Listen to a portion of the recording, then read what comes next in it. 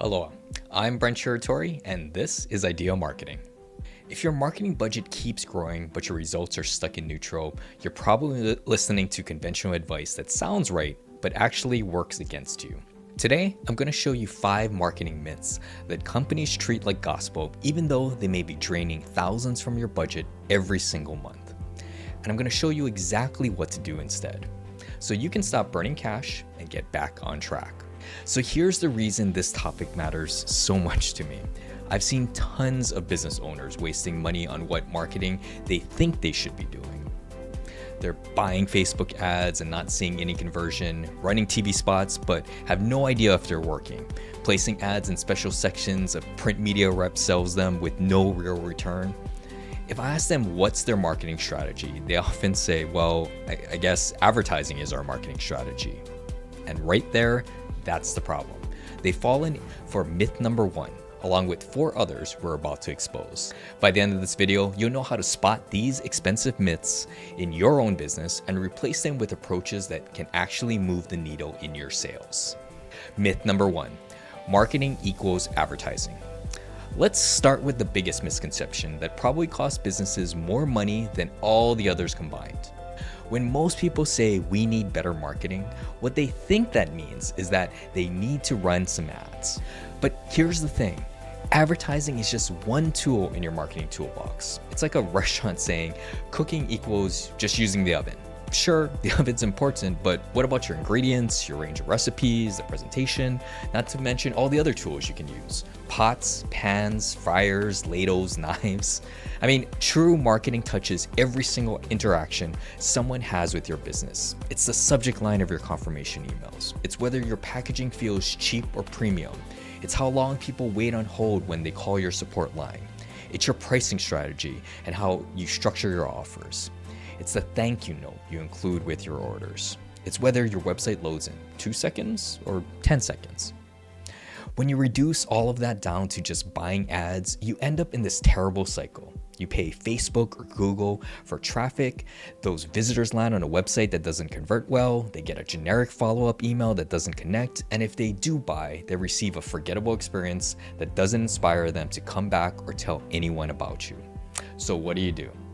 You buy more ads to replace the customers you're losing. It's like trying to fill the bucket that has holes at the bottom. No matter how much water you pour in, you'll never fill it up. The reality check? Studies from Bain & Company show that increasing customer retention by just 5% can boost profits by 25 to 95%.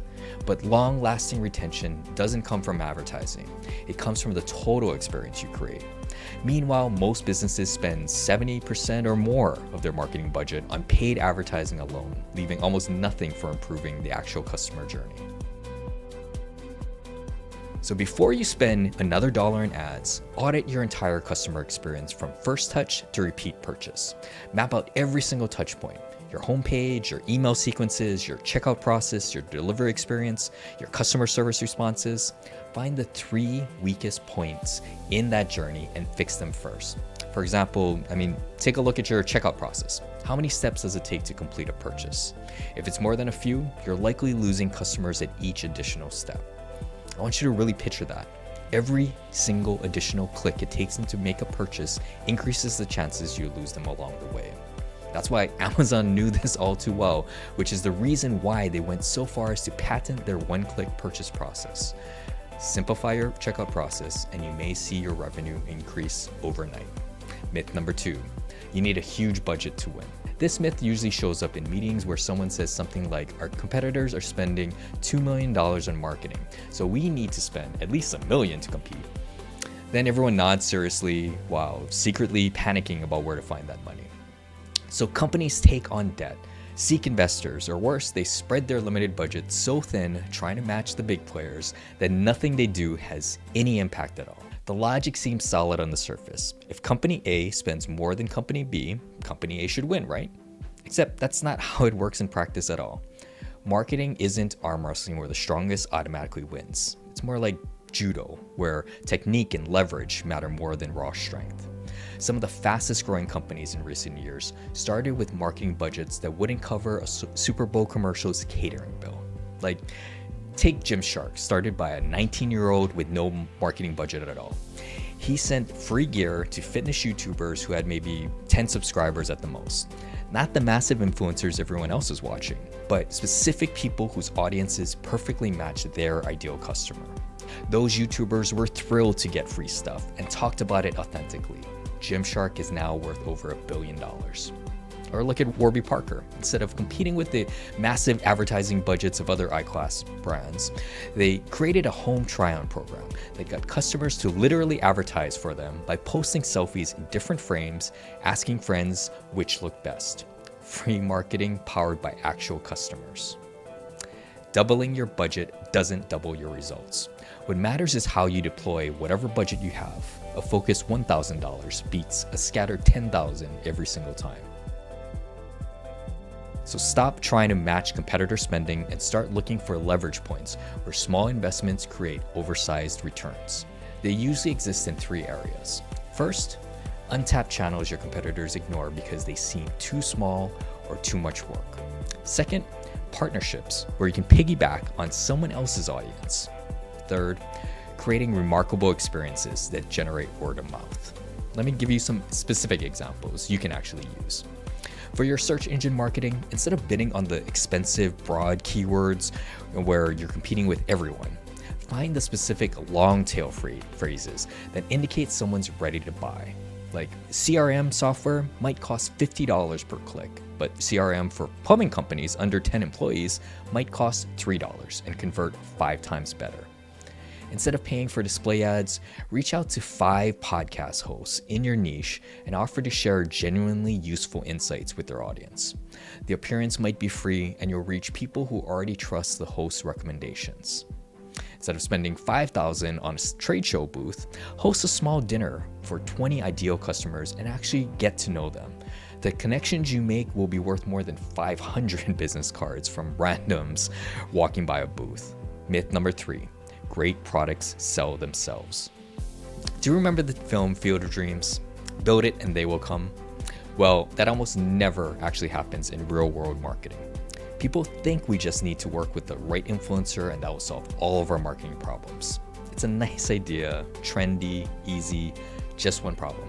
It's completely disconnected from how humans actually make purchasing decisions and doesn't build long-term loyalty.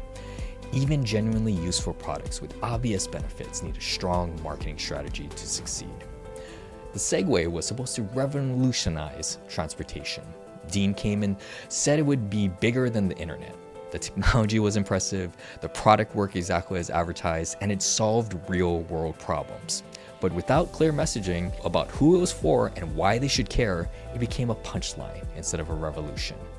Meanwhile, something as silly as the pet rock, if you can remember that far back, was literally just a rock in a box. But it sold over 1 million units because the marketing was interesting and literally out of the box.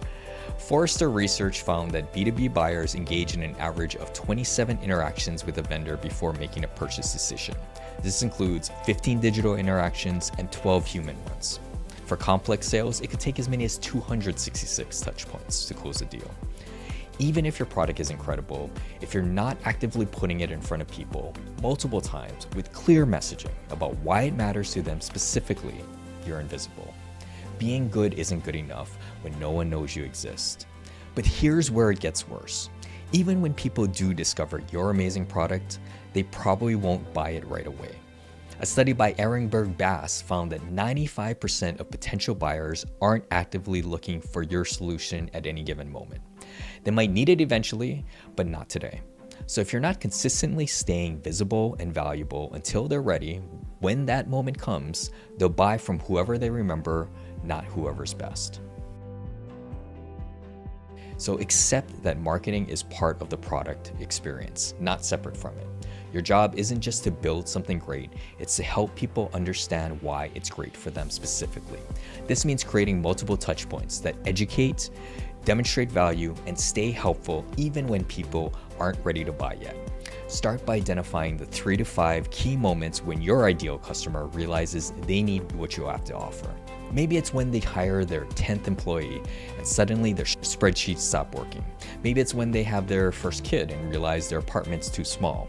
Whatever those trigger moments are, create content that helps them navigate that specific situation, whether or not they buy from you. Then build what I call a value ladder of content. Start with quick wins that they can implement in 5 minutes to see immediate results. Follow up with deeper insights that position you as the expert in solving their specific problem.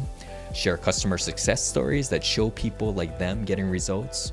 Create comparison guides that help them evaluate options fairly, even if you don't always come out on top. This builds trust and keeps you present in their mind during their entire decision journey. Say you sell high-end kitchen equipment to restaurants. Instead of just listing features and prices, you could start a video series showing common kitchen problems and how to fix them, whether you use their equipment or not. When those chefs eventually need new equipment, who do you think they're going to first? The company that had been helping them for free for months. Myth number 4, social media is only for awareness. Every week I hear some variation of, yeah, we post on Instagram, but likes don't pay the bills. Or social media is just for brand building.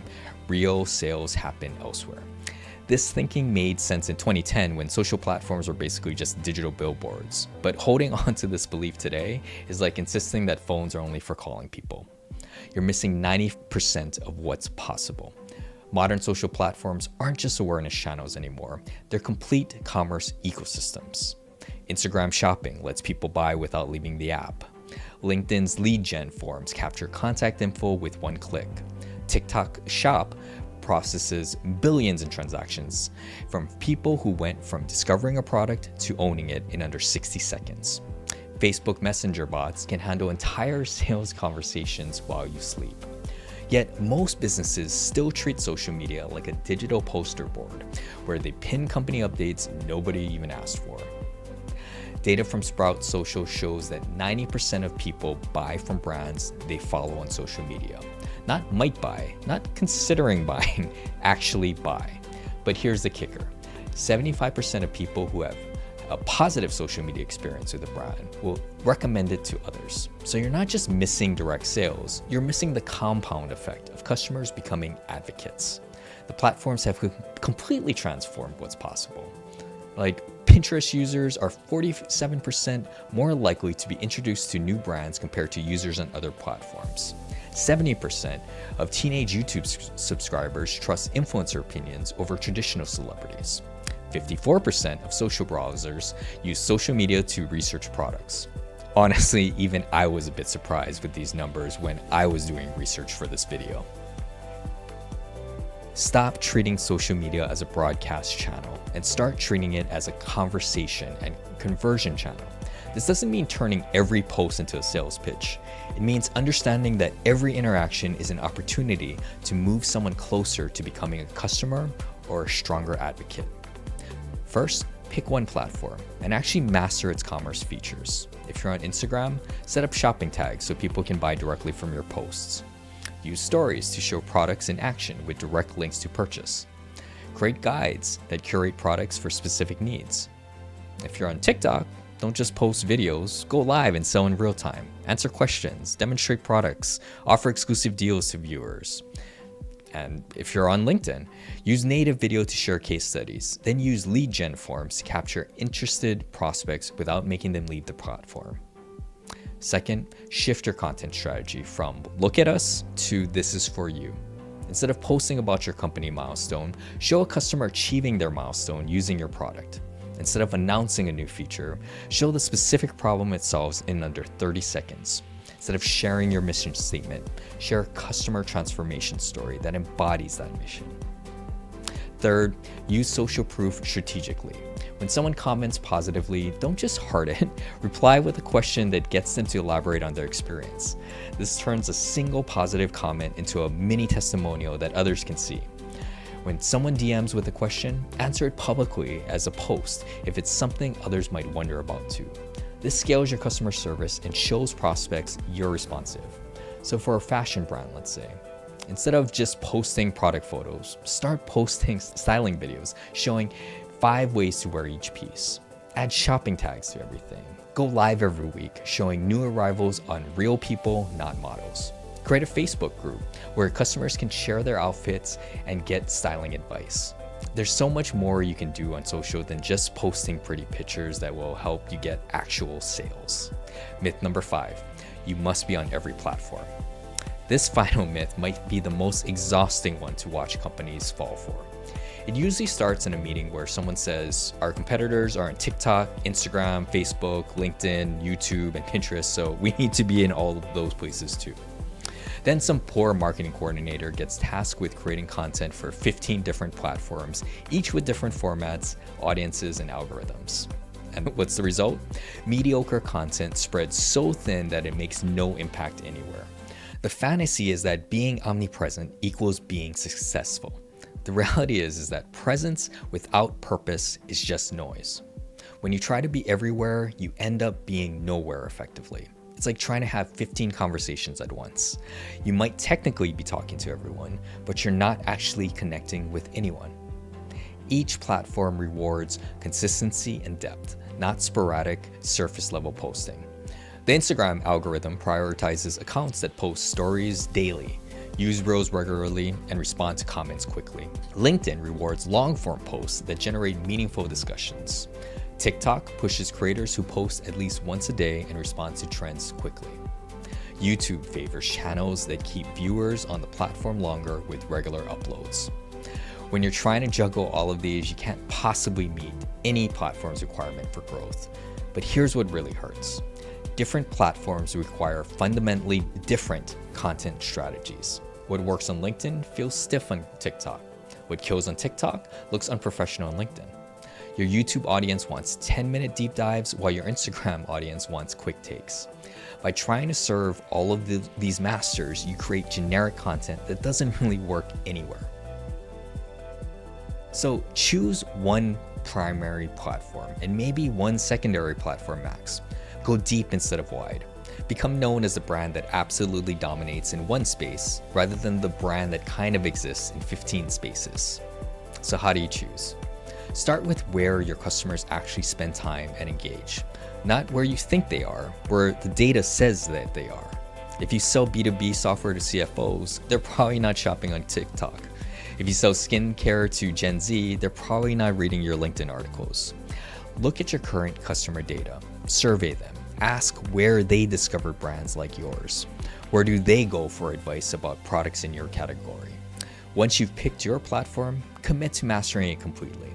Learn every feature, understand the algorithm, study what content performs best, build relationships with other creators in your space. Test different formats until you find what resonates. Respond to every comment, go live regularly, create platform-specific content that feels native, not repurposed. Here's what that looks like in practice. Let's use a home improvement company as an example. Instead of posting the same generic quick tips across 8 platforms and getting virtually no engagement anywhere, they could just focus on YouTube and create really helpful 10 to 15 minute tutorials for specific DIY projects. Useful step-by-step guides that can actually save people money. When people start following their channel, who do you think they're going to hire when they have a home improvement project come up? So let's recap what we've covered, because knowing these myths is only valuable if you actually do something different starting today. Myth 1, marketing equals advertising. The reality, marketing is every single touch point with your customer.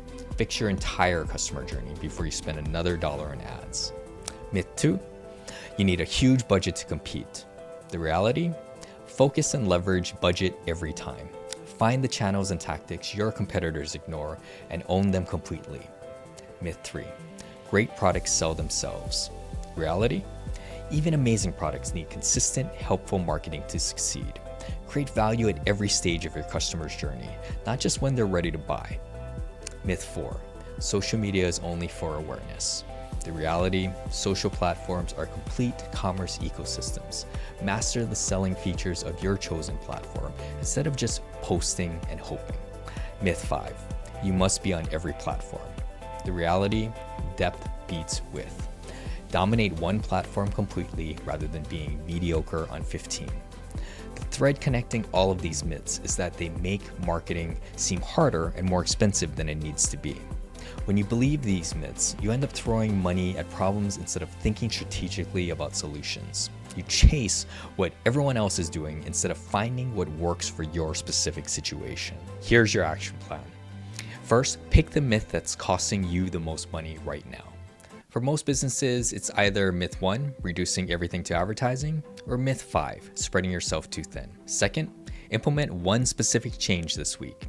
If you've been obsessed with your ads, audit your checkout process or rewrite your welcome email series. If you've been trying to be everywhere, pick your primary platform and delete the apps for everything else from your phone. Third, measure the results after 30 days. I guarantee you'll see more progress from fixing one thing properly than from half fixing 10 things. So if you found this valuable, subscribe to the channel for more real talk about marketing that actually works. I post new videos every week breaking down what's wrong right now, what's outdated, and what's completely made up. Remember, you don't need to buy more ads when you have better ideas.